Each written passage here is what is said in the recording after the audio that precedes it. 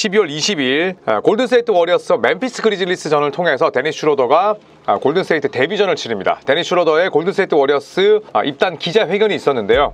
데니스 슈로더뿐만 아니라 골든스테이트 관계자들, 선수들이 어떤 얘기를 했는지 정리를 해봤습니다. 자, 데니스 슈로더 올 시즌 브루클린 네츠에서 뛰고 있었고요. 독일 태생입니다. 아버지 독일인, 그리고 어머니는 이제 감비아 출신이고요. 자, 그리고 17살 때 프로팀에서 이미 슈팅가드로 활약을 했었습니다. 자, 슈팅가드, 그리고 프로로 오면서 또 NBA로 오면서 포인트가드로 포지션을 변경했다고 볼 수가 있겠고요. 2023년 독일의 역대 첫 농구 월드컵 우승을 이끌었습니다. 그리고 피바 월드컵 MVP에도 선정이 됐었고요. 그리고 2024년 파리 올림픽에서도 독일을 대표해서 출전을 해서 17.2득점, 7.5어시스트로 맹활약을 했죠. 자, 독일인 출신으로서 NBA 역사상 어시스트 전체 1위고요. 그 다음에 득점은 전체 5위에 올라 있습니다. 항상 독일 국가대표 유니폼을 입고 뛰었을 때 더 좋은 활약을 펼쳤고, 그리고 NBA를 대표하는 저니맨이긴 하지만 올 시즌 브루클린 네츠에서 엄청난 활약을 펼치면서 결국 골든스테이트 워리어스로 이적하게 됐죠. 자, 데니스 슈로더 보시면 빨주노초 파남보, 지금 레인보우 색깔을 완전히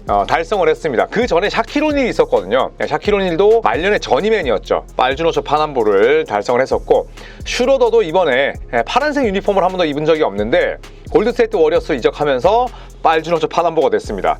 토론토, 오클라호마 시티, 레이커스, 보스턴도 진짜 잠깐 뛰었어요. 그리고 골든스테이트, 또 애틀란타 시절에 전성기였는데 또 남색이었고요. 그리고 레이커스의 보라색까지 해서 빨주노초 파남보를 이룩을 했습니다. 자, 데니스 슈로더 하면은 사실 공격형인 포인트 가드, 그리고 주전으로 뛰었을 때보다 식스맨으로 뛰면서 프리롤을 맡겼을 때 잘하는 선수다, 자, 이런 평가가 있는데, 올 시즌에 브루클린 네츠에서 워낙 활약이 좋았었잖아요. 그런데 정말 놀라운 점이 있습니다. 뭐가 있냐면 올 시즌 미드레인지에서 야투 성공률이 제일 높아요. 무려 60.5%입니다. 그리고 최소 40개 이상 시도한 선수를 표본으로 했을 때 슈로더의 미드레인지가 무려 60.5%. 사실 미드레인지 성공률은 45%만 돼도 최상급이거든요. 그런데 무려 60%입니다. 엄청나다고 볼 수가 있겠죠. 자, 그리고 이로써 데니스 슈로더는 총 8개 팀에서 활약을 하게 됐고요. 스티브 커 감독 같은 경우에도 엄청난 저니맨은 아니었지만 어쨌든 서로 다른 6개 팀 유니폼을 입었었습니다. 그래서 이 스티브 커 감독이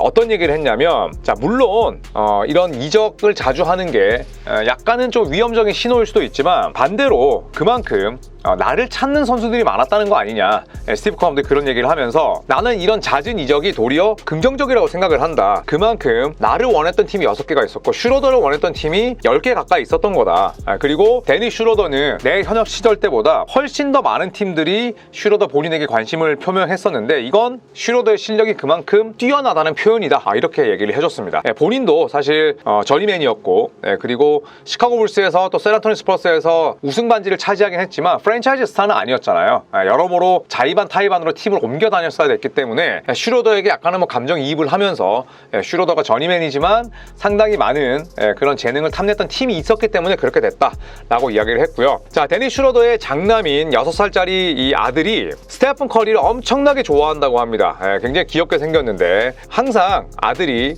스테픈 커리 유니폼 좀 얻어올 수 없느냐, 이렇게 얘기를 했고, 드디어 데니스 슈로더가 첫 만남 때 스테픈 커리의 직접 입은 유니폼을 얻어줬다고 하는데, 스테픈 커리의 소속팀이 골든스테이트로 간다고 하니까 아들이 신이 났다고 해요. 아빠가 드디어 스테픈 커리와 한 팀이 됐다. 정말 아들다운 발상인데, 항상 데니스 슈로더의 아들은 늘 NBA 경기를 본다고 합니다. 자, 그리고 아버지의 소속팀보다는 스테픈 커리가 골든스테이트의 광팬이었다고 하는데, 내가 사랑하고 아끼는 아빠가 그 골든스테이트 팀에서 뛰니까 아들이 얼마나 또 행복하겠습니까? 그래서 보통은 선수가 이적하게 되면 가족들도 다 이주합니다.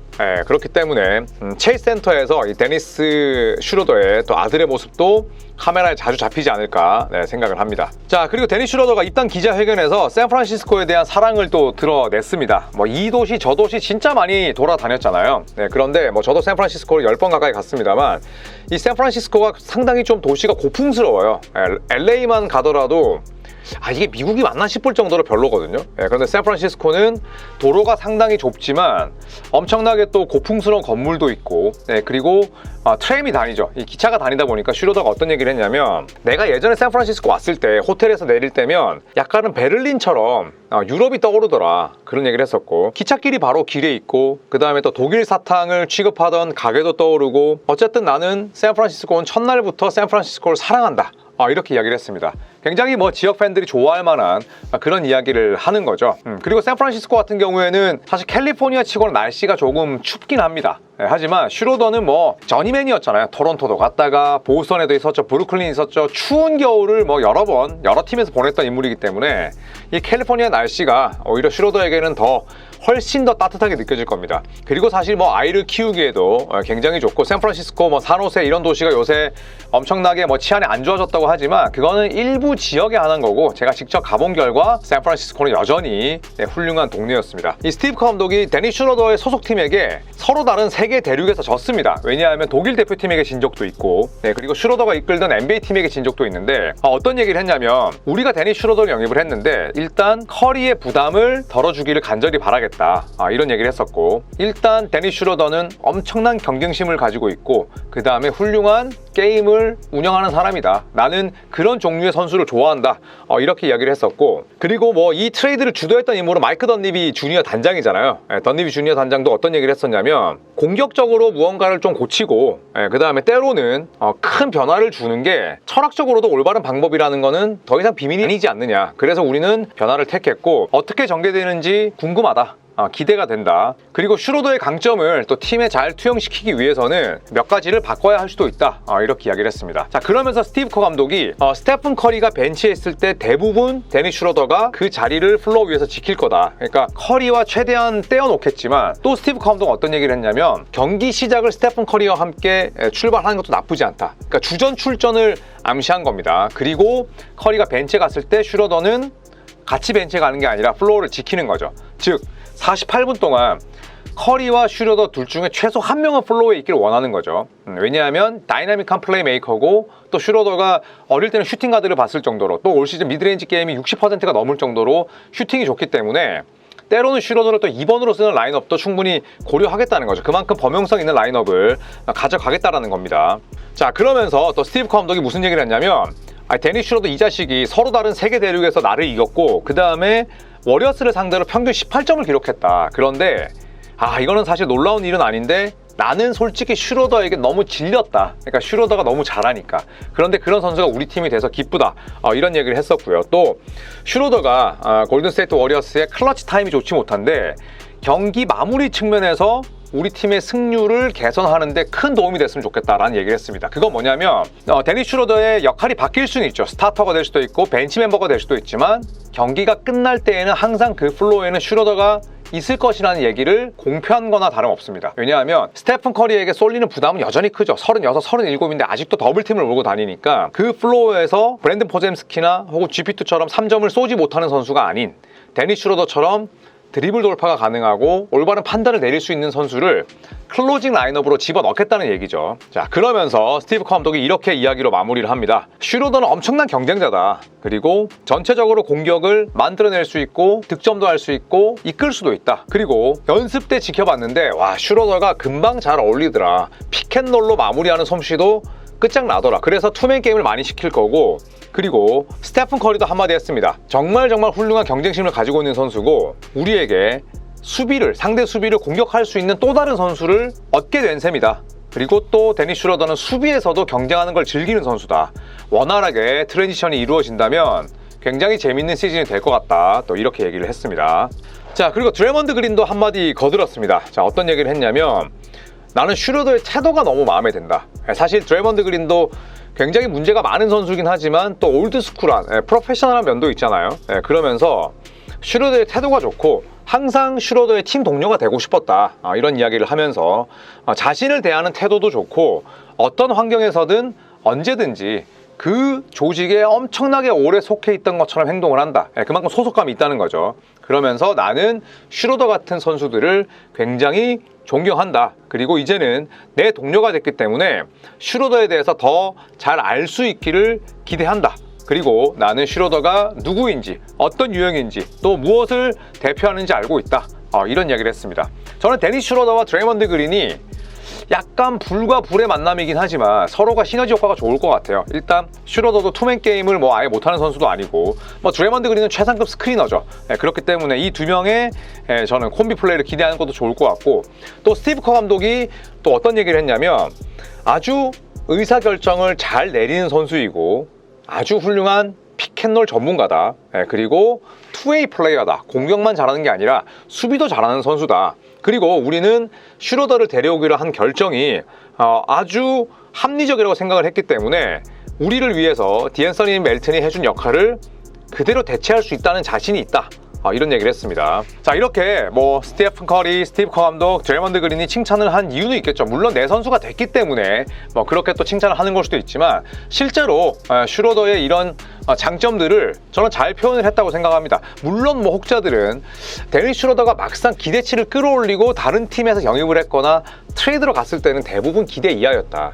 결국 슈로더는 하위 팀 에이스 아니면 그냥 본인이 공격 제한 시간 24초 중에 한 15초는 들고 있는 팀에서만 빛을 발할 수 있다. 골든스테이트 가면 굉장히 어려울 것이다. 이런 부정적인 전망을 하시는 분들도 계시겠죠. 하지만 일단 저는 데니스 슈로더도 결국에는 우승 반지가 목표잖아요. 그리고 골든스테이트 워리어스 같은 아주 명문 구단, 또 라스트 댄스를 출 수 있는 이런 팀에서는 저는 슈로더의 단점보다는 장점이 더욱더 부각되지 않을까 이런 생각을 해봅니다. 자, 일단 데니스 슈로더는 71번을 달았어요. 오른쪽 나와 있죠. 데니스 슈로더는 원래는 17번을 달았었는데 17번이 골든스테이트 워리어스의 이제 런 TMC의 일원이었죠. TMC 하면 이제 팀 하더웨이, 지금 팀 하더웨이 주니어 아빠, 그 다음에 M은 미치 리치몬드, 그 다음에 C는 크리스 멀린. 그래서 DMC를 딴 거죠.